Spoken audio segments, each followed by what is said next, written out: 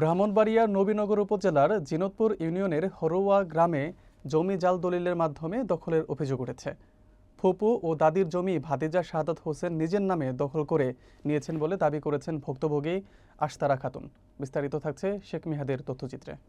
আশতারা খাতুন জানান, আমরা ৩ বোন এবং মা মিলে মোট ৫৮ শতক জমির মালিক ছিলাম। আমার ভাইয়ের ছেলে শাহাদাত জাল দলিল তৈরি করে ৫৭ শতক জমি নিজের নামে দাবি করছে, অথচ আমাদের মায়ের নামে আছে মাত্র ১৪.৫ শতক জমি। তাহলে বাকি জমি কোথা থেকে এলো?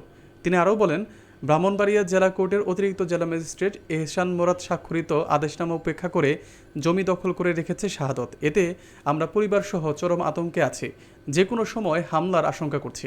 অভিযুক্ত শাহাদত হোসেন দাবি করেন, আমি কোর্টের আইন মানি, তবে দাদি আমাকে যেটুকু জমি দিয়েছেন তার দলিল আমি চাইছি। বিষয়টি আইনগতভাবেই চলুক। এই ঘটনায় স্থানীয়ভাবে চরম উত্তেজনা বিরাজ করছে। প্রশাসনের হস্তক্ষেপ কামনা করছেন ভুক্তভোগীরা।